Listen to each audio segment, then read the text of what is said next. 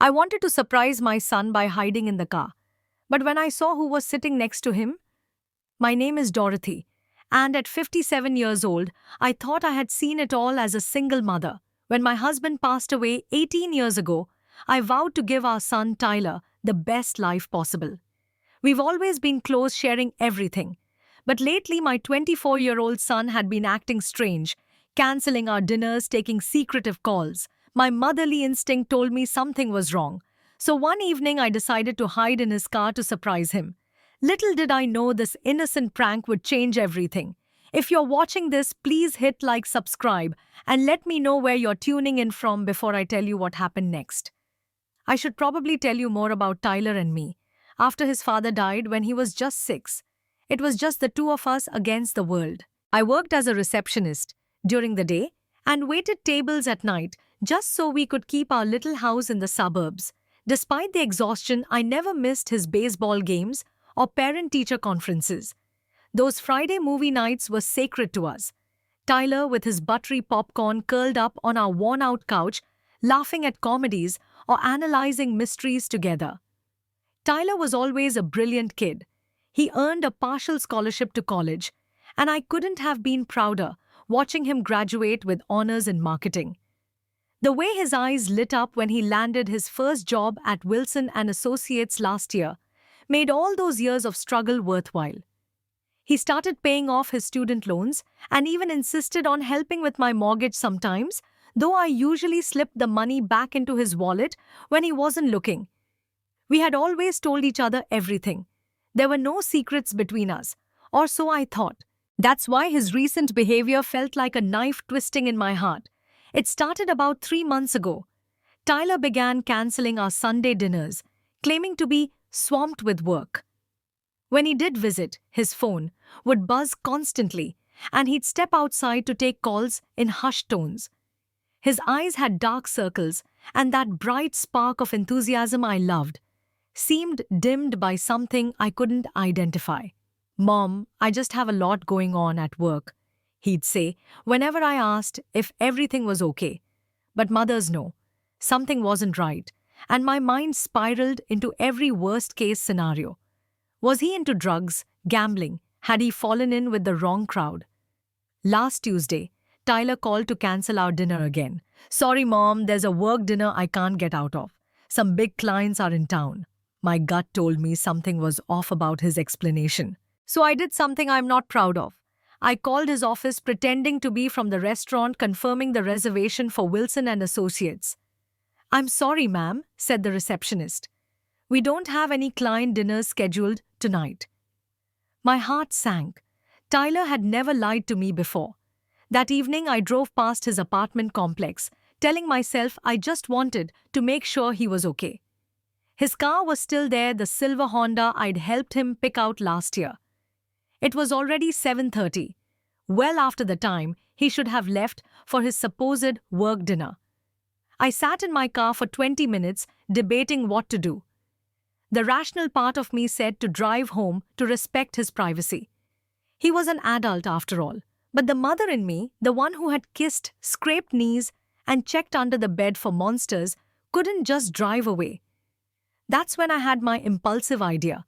I still had the spare key to his car on my keychain. For emergencies, we'd agreed.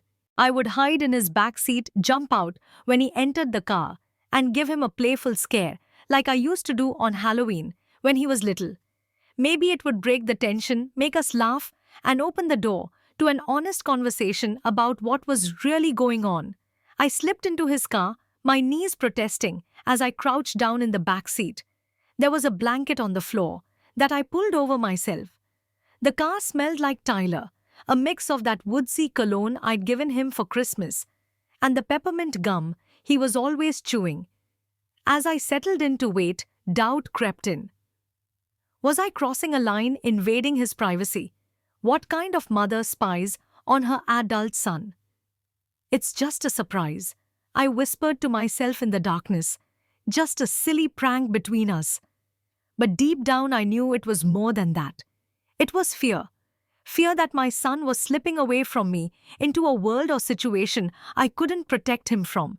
So I waited, trying to ignore the voice in my head.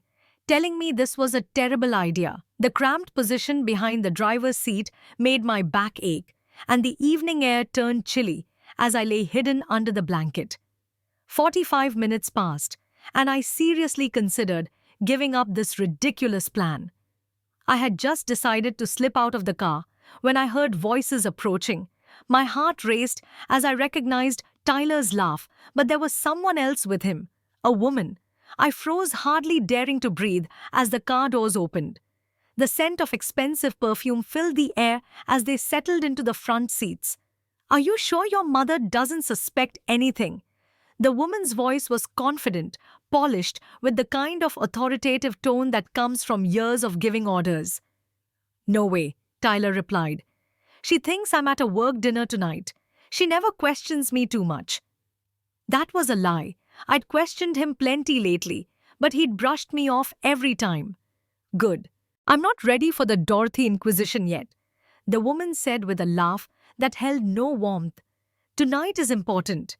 The Hendersons could bring millions to the company if we play this right." As they pulled out of the parking space, I pieced together what I was hearing. The woman was Stephanie Wilson, Tyler's boss. I'd seen her once at the company picnic Tyler had invited me to last summer.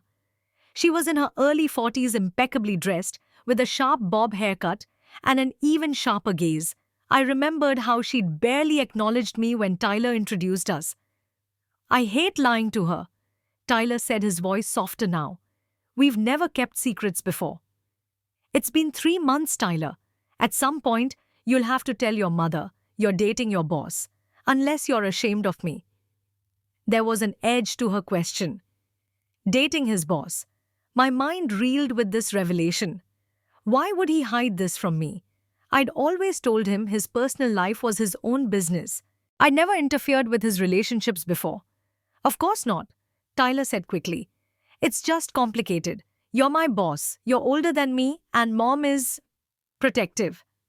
Protective or controlling? Stephanie's tone was light, but her words stung like a slap.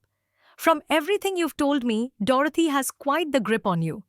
She sacrificed everything for me after Dad died." Tyler defended, but his voice lacked conviction. "And I'm sure she reminds you of that regularly," Stephanie replied. "We'll need to deal with Dorothy soon, especially with the changes coming up."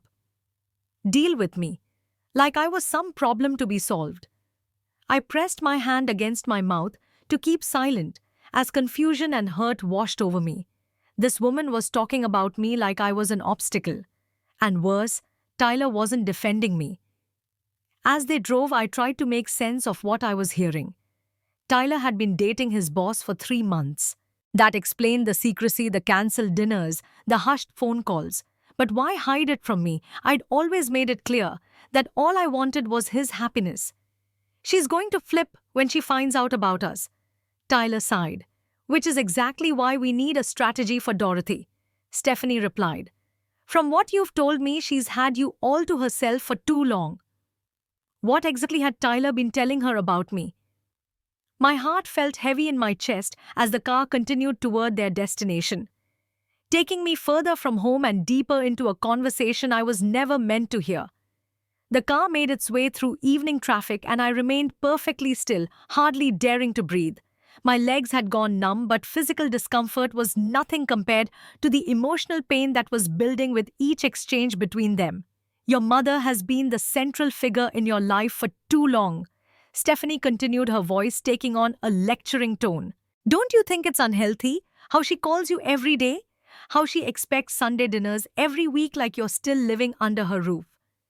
"She's just caring," Tyler said, but his defense sounded weak even to my ears. Caring or smothering? There's a fine line, Tyler. From everything you've told me, Dorothy has made you dependent on her approval. It's affecting your work performance too. I bit my lip to keep from gasping. How dare she? I had always encouraged Tyler's independence. The daily calls were as much his habit as mine. "What do you mean about my work?" Tyler's voice turned anxious. "You're too soft in negotiations. Too concerned with everyone getting a fair deal rather than winning for our side. That's Dorothy's influence, always teaching you to play nice instead of play to win." "Being ethical is important to me," Tyler said. Stephanie's laugh was sharp. Ethics don't get you corner offices, Tyler. Results do. Speaking of which, have you finished preparing Jenkins's market analysis for the presentation? There was a pause before Tyler responded. Almost. Some of the projections are really impressive. Good. Remember when you presented to the executive team next week, you need to take full credit. Jenkins is leaving anyway, and this could fast track your promotion. My stomach twisted. She was asking Tyler to take credit for someone else's work. But Jason worked hard on that report. Is it right for me to claim it as mine? Tyler asked. Jason accepted that position in Dallas. He'll be gone before the presentation. This is how business works, Tyler. It's not personal, it's strategic.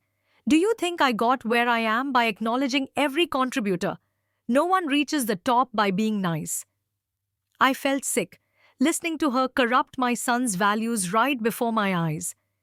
I guess you're right, Tyler said after a moment. It's just not how Mom taught me to behave. And that's precisely the problem, Stephanie said, her voice hardening. Dorothy raised you with small-town values.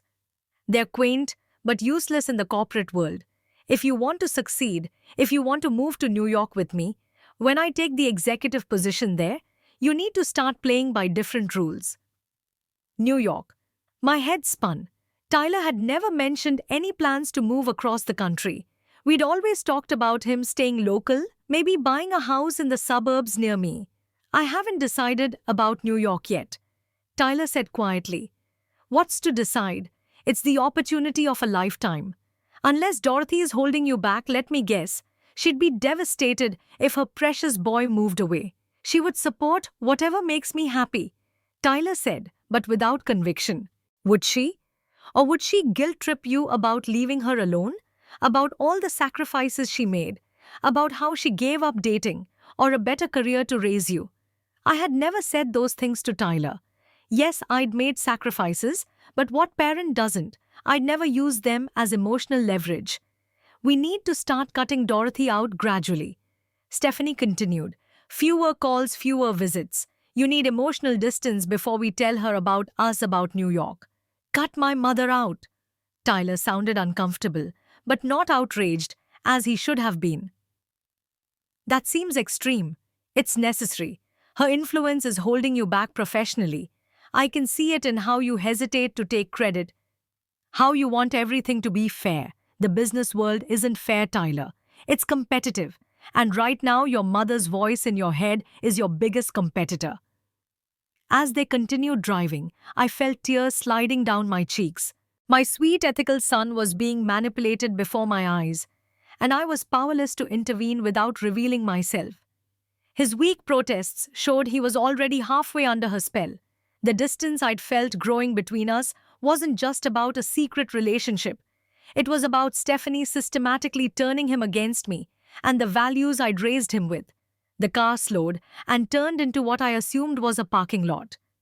Through the window, I could make out the glowing sign of Le Chateau, one of the most expensive restaurants in town. Before we go in, Stephanie said, her voice dropping to a more intimate tone, we should talk about this weekend. Your mother mentioned you promised to help her with those house renovations. I had been planning to repaint my living room. Tyler had offered to help, saying it would be fun to do it together like old times. Yeah, I told her I would. Tyler sighed.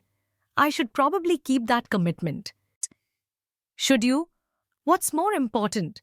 Painting Mommy's walls or preparing for the Henderson presentation? This account could make your career, Tyler. You need to prioritize. I could still help Mom in the morning and work on the presentation in the afternoon, Tyler suggested. That's not how success works. Total commitment or none at all. Text her tonight. Say something came up at work. She'll understand. She's been looking forward to it. We haven't spent much time together lately. And whose fault is that? She's the one who programmed you with all these obligations and guilt trips. This is exactly what I'm talking about. You can't set appropriate boundaries with her. My heart ached. I hadn't programmed Tyler with anything. We enjoyed spending time together. At least I thought we did. And isn't her birthday coming up next month? Stephanie continued. Yeah, the 15th. I always take her out for dinner at Giuseppe's. It's our tradition. Well, this year, you'll have to miss it. The Chicago conference is that weekend, and I need you there. It's time to start new traditions, Tyler. Adult ones. Miss Mom's birthday. Tyler sounded genuinely distressed. She would be devastated. She'll get over it. She's a grown woman, not a child. She's probably exaggerating her recent health concerns anyway, just to keep your attention. My health concerns. I had mentioned some chest pains to Tyler, but only because he noticed I was out of breath after climbing the stairs. I hadn't made a big deal of it. I don't think she would do that, Tyler said. You're too close to see it clearly. Trust me, this kind of maternal manipulation is classic. I've seen it before. There was a pause, and I heard what sounded like a kiss. Here's what I'm thinking, Stephanie continued. Next month, after Chicago, we tell her we're engaged. Engaged? Tyler sounded shocked. We haven't even discussed marriage. We're discussing it now. A quick engagement will shock Dorothy into accepting the situation. She'll have to acknowledge you have your own life. And once we're married, the move to New York will seem like a natural progression. I pressed my hand against my mouth to stifle a gasp. This woman was mapping out my son's entire future, without his input framing it as their joint decision. I don't know, Steph. Mom helped me pay off my student loans last year. I can't just abandon her. And there it is, the financial dependency she created to keep you tied to her. Classic. Did you ever think maybe she helped with those loans to keep you indebted to her? To keep you close? That's not why she did it. Tyler protested, but his voice lacked conviction.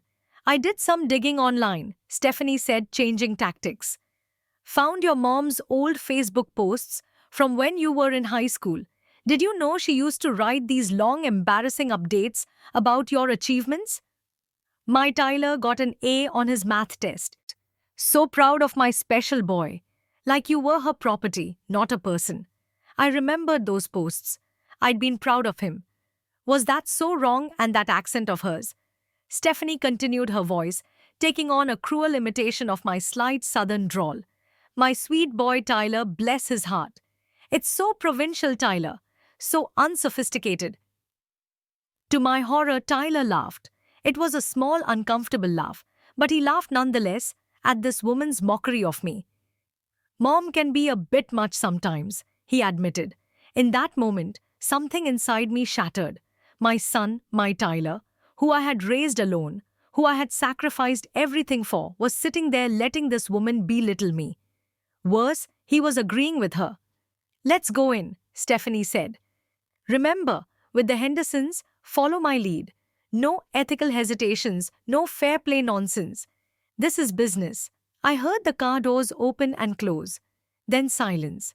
I was alone with the devastating reality that I was losing my son, not to a woman who loved him, but to one who was systematically dismantling his character to remake him in her image. I curled into myself under the blanket and allowed silent sobs to rack my body. The pain was physical, a crushing weight on my chest. My sweet, honest, ethical son was being corrupted, and I had just heard him choose this manipulative woman over the mother who had given him everything. As soon as I was certain Tyler and Stephanie had entered the restaurant, I slipped out of the car. My legs nearly buckled from being cramped for so long.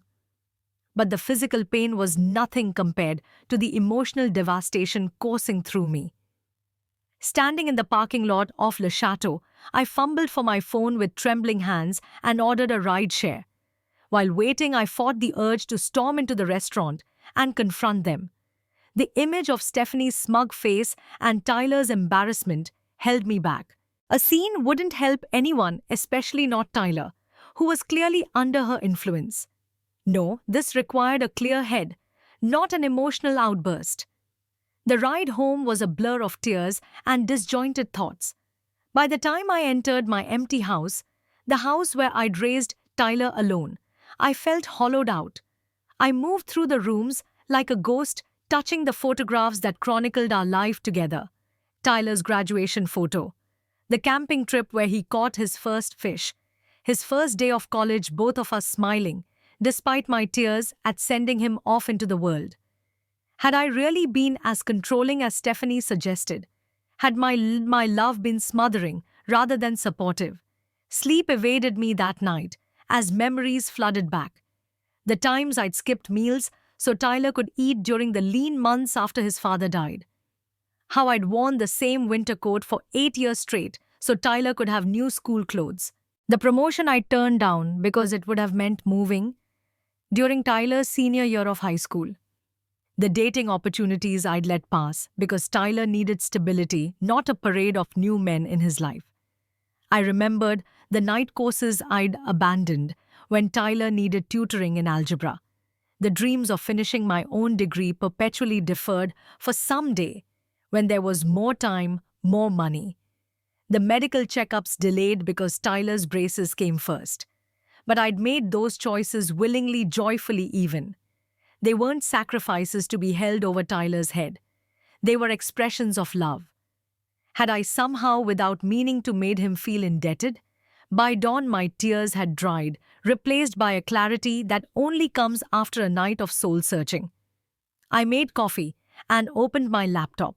If Stephanie was trying to manipulate my son into unethical business practices, I needed to understand what I was dealing with. I spent the morning researching workplace manipulation and recognized the classic signs: isolation from support, systems creating dependency, reframing ethical concerns as weaknesses. Stephanie was textbook. Then I searched for Stephanie Wilson on social media and professional networks. Nothing seemed unusual at first. Impressive career trajectory, professional accolades, charity gala appearances, but a deeper search revealed a pattern. Every few years, her rising star male colleagues would suddenly take falls from grace. Ethical violations, failed projects, responsibility for departmental mistakes. And in each case, Stephanie emerged unscathed, often with a promotion. The most recent case involved a young accountant named Brian Lewis. He'd taken responsibility for financial reporting errors that cost the company millions.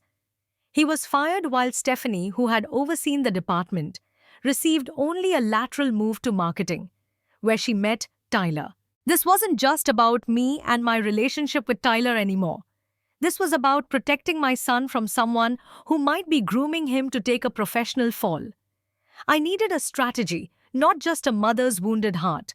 I realized I couldn't fight Stephanie directly. Tyler was already partially under her spell, viewing me through the distorted lens she'd created. A confrontation would only push him further away, confirming her narrative that I was controlling and emotional. No, I needed to help Tyler see the truth for himself. I needed to trust in the values I'd raised him, with the innate goodness I knew still existed beneath Stephanie's influence. I needed to believe that when faced with a clear ethical choice, my son would make the right decision. I spent the next day formulating my approach. Direct confrontation wouldn't work, nor would accusations against Stephanie without proof. I needed information from someone who knew the company dynamics, but wasn't under Stephanie's influence. Marissa Johnson had been Tyler's college classmate and now worked in a different department at Wilson and Associates. They'd remained friends, and she'd come to dinner at my house several times. I called and invited her to lunch, claiming I wanted to surprise Tyler with a career-related gift and needed insider advice. We met at a small cafe far from her office. Marissa was a bright young woman with a keen eye for office politics. "Mrs. Palmer, it's good to see you," she said, as we settled in. "Tyler hasn't brought you up much lately. Is everything okay between you two?" That statement alone confirmed the distance growing between us. "We've been busy. You know how it is," I said casually. "How is Tyler doing at work from your perspective? He doesn't share many details." Marissa hesitated. "He's doing well professionally. Got that big Henderson presentation coming up. I heard he's been working closely with Stephanie Wilson," I said, watching her reaction carefully. Marissa's expression clouded. "Yes, very closely," she said, her tone conveying volumes. "You don't sound thrilled about that." After ensuring no one was listening, Marissa leaned forward. "Mrs. Palmer, I shouldn't be saying this, but as Tyler's friend, Stephanie has a reputation. She mentors promising young men, gets very personally involved, and then when things go south professionally, they take the fall. Things like what? I asked, though I already suspected. Last year, Brian in accounting presented incorrect financial projections to the board. It was Stephanie's department, her responsibility ultimately. But Brian took all the blame. He was fired. She moved to marketing with a clean record. There were rumors they were involved. And now she's dating Tyler, I said quietly. Marissa's eyes widened. You know, Tyler's been so secretive about it. Most of the office suspects, but he denies everything. What about this Henderson presentation? Is Tyler really prepared for that? Marissa shifted uncomfortably. The analysis he's presenting, most of it was Jason Jenkins's work. Jason accepted a transfer to Dallas, and suddenly Tyler's presenting his market research as his own. It's Stephanie's idea, I'm sure of it. Tyler would never take credit for someone else's work. My heart sank. No, he wouldn't. Not the Tyler I raised. Mrs. Palmer, I'm worried about him. This isn't like Tyler. He's always been so straight arrow, so ethical. But lately it's like he's becoming someone else. Someone like Stephanie, I said. Marissa nodded. Exactly. We spoke for another hour. Marissa shared more office gossip. How Stephanie had scheduled the Chicago conference, specifically when she knew a competing executive would be absent. How she kept detailed files on colleagues' mistakes to use when convenient. After lunch, I researched the company's ethics guidelines online. Taking credit for a departing colleague's work without attribution was explicitly prohibited. So was dating direct reports without disclosure to HR. Stephanie was violating multiple policies and setting Tyler up to do the same. I needed to talk to Tyler, but not to tell him what I knew. I needed him to remember who he was, the values that defined him before Stephanie began her manipulation. I texted him, missing you. How about dinner tomorrow? I'll make your favorite lasagna. His response came hours later. Can't tomorrow. Work. I tried again. Friday. Then I need your advice on something important. The guilt card was manipulative, and I hated using it, but desperate times called for desperate measures. Friday works, 7 p.m., he replied. That evening, I prepared Tyler's favorite meal with the same care I'd always shown. The kitchen filled with the aroma of bubbling cheese and garlic bread, comfort food from a lifetime of shared meals. When the doorbell rang, my heart raced with nervous anticipation. Tyler looked tired, dark circles under his eyes. He hugged me briefly, the perfunctory embrace of an obligation, rather than the warm hugs I was accustomed to. Smells good, Mom, he said, setting his phone face down on the table. I didn't mention I noticed it buzzing repeatedly. I didn't ask who was texting him so urgently. Instead, I served dinner and asked about neutral topics. A new movie release, his friend Carlos's recent engagement. Gradually, Tyler relaxed. His shoulders lowered, his smile became more genuine. I waited until we were having coffee before bringing up work. How's that big presentation coming along, the Henderson account, right? Tyler tensed slightly. It's fine. A lot of pressure, but good opportunity. I'm sure your analysis is impressive. You've always had a knack for market trends. He shifted in his seat. It's comprehensive. The timeline was tight, though. How long did you have to prepare it? I asked innocently. Just a couple weeks. The original team member had to transfer unexpectedly. And you had to start from scratch. That's impressive work in such a short time. Tyler stared into his coffee. Not entirely from scratch. Jason had done some initial work before his transfer came through. I kept my tone conversational. Oh, so you're building on his foundation? That makes sense. Teamwork makes the dream work, right? Tyler was silent for a long moment. Actually, Stephanie suggested I present it as entirely my work since Jason is leaving anyway. I could have pounced, then could have lectured him on ethics and integrity. Instead, I simply asked, "Does that feel right to you, honey?" The simple question hung in the air between us. Tyler's face reflected the internal struggle, the values I'd instilled in him, fighting against Stephanie's influence. I don't know anymore, Mom, he finally admitted. Stephanie says this is how the business world works, that I need to be more aggressive, more self-promoting. Your father faced a similar situation once. I said quietly. Tyler looked up surprised. I rarely brought up his father's business experiences. He was working at that insurance company, remember. His colleague developed a new actuarial model but was retiring. His boss suggested your dad claim it was his idea to get the promotion. Do you know what he did? Tyler shook his head. He gave full credit to his colleague at the presentation. Said he'd merely helped refine the model. He didn't get the promotion that cycle. But 6 months later, the company president, who had been in that meeting, personally selected your dad for an even better position, said he wanted people of integrity on his leadership team. Tyler was silent, absorbing the story. Your father always said that success built on deception isn't success at all. It's just a ticking time bomb of failure. I didn't mention Stephanie. I didn't tell Tyler what to do. I simply shared the story and let him draw his own conclusions. When he left that night, he hugged me tightly. A real hug this time. Thanks for dinner, Mom, and for everything.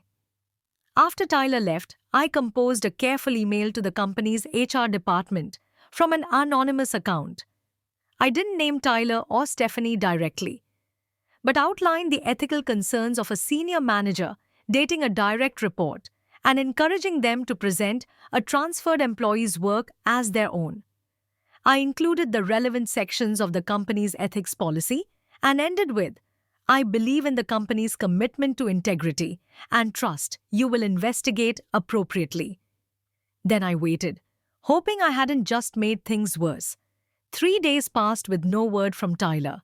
My calls went to voicemail. My texts received brief, non-committal responses. I feared I'd lost him completely, that Stephanie's hold was too strong, or that my anonymous email had somehow been traced back and blamed on me. I prepared myself for estrangement, for the possibility that my relationship with my only child might never recover. The house felt emptier than ever as I moved through it, like a ghost touching photographs that chronicled a happier past. On the fourth evening, as I sat attempting to focus on a novel, a knock at the door startled me. I opened it to find Tyler standing there, his face pale and drawn eyes red-rimmed from either lack of sleep or crying. "Can I come in?" he asked, his voice hoarse.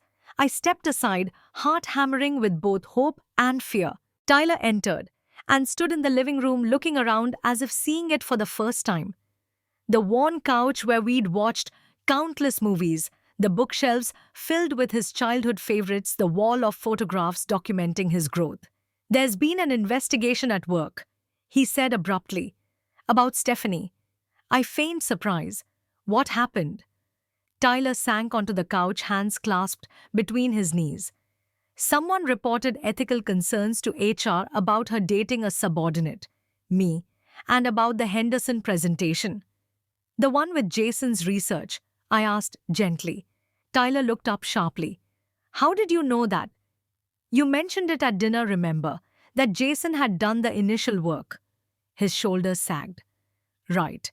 Well, it turns out I wasn't the only one Stephanie was manipulating. She's done this before. Dated employees, encouraged them to cut corners, take credit for others' work. When the Henderson presentation came up, she had me scheduled to present research that was almost entirely Jason's." "Did you do it?" I asked, holding my breath. Tyler's eyes met mine, and I saw a flash of the sun I'd raised. "No. The night before, I couldn't sleep. I kept thinking about Dad's story, the one you told me, about integrity being worth more than a quick promotion." Relief washed through me, but I let him continue. "I rewrote the presentation overnight, giving Jason clear credit for the foundational research, marking my contributions separately. Stephanie was furious when she saw the slides just before the meeting, said I was throwing away my career to be Mommy's good boy." He shook his head, a bitter smile crossing his lips. "The thing is, the clients loved the presentation. Said they appreciated the transparency that it showed our company valued teamwork over individual glory.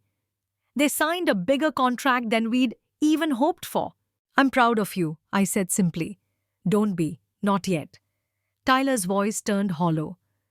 After the presentation, I was called into HR. Someone had filed an anonymous complaint.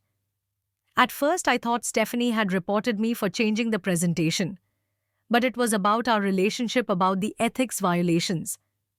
I kept my expression carefully neutral. What happened then? They interviewed everyone in our department. Turns out, someone else had already raised concerns about Stephanie's management style a month ago. The anonymous email just confirmed what they suspected. He took a deep, shuddering breath. When they interviewed me, I told them everything. About our relationship, about her suggestions to take credit for Jason's work, about her plans to position me to take blame for any errors, while she took credit for successes. That must have been difficult, I said, resisting the urge to pull him into my arms like when he was small. It gets worse. After my interview, they showed me what they found on Stephanie's company computer. She had a file on me, Mom, a document tracking my weaknesses, including my unhealthy attachment to you. She had notes about how to gradually separate me from you, how to use my respect for you as leverage against me. My blood ran cold, but I maintained my composure. I'm so sorry, Tyler. No, I'm sorry, he said, his voice breaking. The things I said about you, the way I let her manipulate me into seeing you as a problem instead of the amazing mother you are. Tears filled his eyes. I cancelled your birthday dinner plans because of her. I was going to bail on helping you paint this weekend. I've been a terrible son. You were being manipulated by someone who's apparently quite skilled at it, I said gently. It happens to the best of us. There's something else you should know, Tyler said, wiping his eyes. After the Henderson presentation, when I gave Jason proper credit, Stephanie had already prepared an alternate version that made it look like I'd tried to steal his work. If anything had gone wrong with the clients, she was ready to throw me under the bus. The IT department found it in her deleted files. My gasp was genuine. Even I hadn't anticipated that level of calculation. I've been transferred to the digital marketing department. New supervisor, clean slate. The company is keeping the whole thing quiet while they investigate Stephanie's pattern of misconduct with other employees. He looked at me directly, then vulnerability naked on his face. Mom, there's something I need to ask you. The night before the Henderson presentation, when I was struggling with what to do, were you in my car when Stephanie and I went to dinner at Le Chateau? My heart stopped. How did you know? Your scarf, he said quietly. I found it wedged between the back seats the next morning. It smelled like your perfume. I closed my eyes, shame washing over me.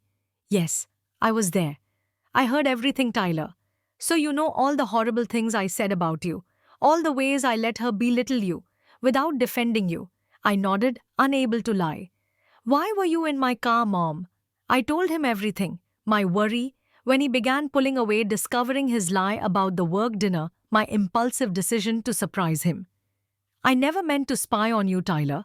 It started as a silly prank and turned into something else entirely. I'm sorry for invading your privacy. Tyler was quiet for a long moment, processing.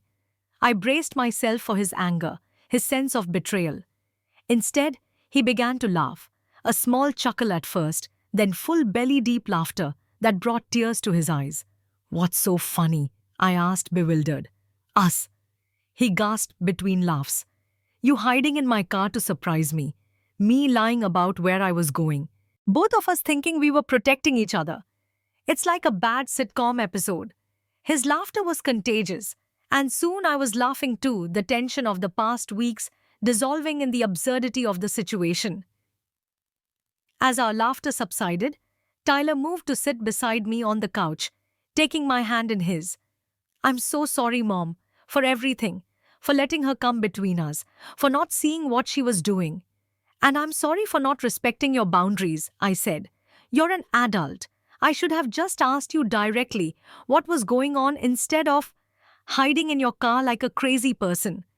We both need to work on our communication, Tyler admitted. And boundaries, I added. Healthy ones. We talked for hours that night, really talked in a way we hadn't since before Stephanie entered the picture. Tyler shared his ambitions at work, his genuine interest in marketing his dreams for the future. I shared my own hopes, including finally finishing the degree I'd abandoned when his father died. Tyler insisted I make an appointment to check out those chest pains I'd mentioned. He promised to still come for Sunday dinners, but we agreed that every other week was reasonable, giving him space to build his own life. I promised to respect his privacy while being honest about my concerns. 6 months later, our new normal had settled into a comfortable rhythm. Tyler was thriving under his new supervisor, a mentor with impeccable ethics, who valued Tyler's integrity as much as his marketing skills. I was taking online classes toward completing my long-deferred business degree, finding joy in learning for its own sake. Stephanie had been quietly let go from the company. There were rumors she'd taken a position on the West Coast, far from Tyler and her trail of manipulation. Tyler was dating someone new, a kindergarten teacher named Julia, who came to Sunday dinner every other week and genuinely seemed to enjoy my company. She respected our bond without feeling threatened by it. As for me, I learned that loving my son meant allowing him the freedom to make his own mistakes, even painful ones. I learned that trust must be balanced with healthy boundaries. Most importantly, I learned that the values I'd instilled in Tyler were stronger than any manipulator's influence. Sometimes what looks like a terrible mistake, like hiding in your son's car, can lead to unexpected blessings. Sometimes the painful truth is exactly what we need to hear to find our way back to what matters most. Have you ever had a moment where an impulsive decision led to unexpected wisdom, or when you realized someone was trying to come between you and a loved one? I'd love to hear your stories in the comments. Don't forget to like and subscribe to hear more real-life experiences, and share this video if it resonated with you. Thank you for listening to my story. And remember, sometimes the greatest love we can show is trusting the values we've planted in those we care about.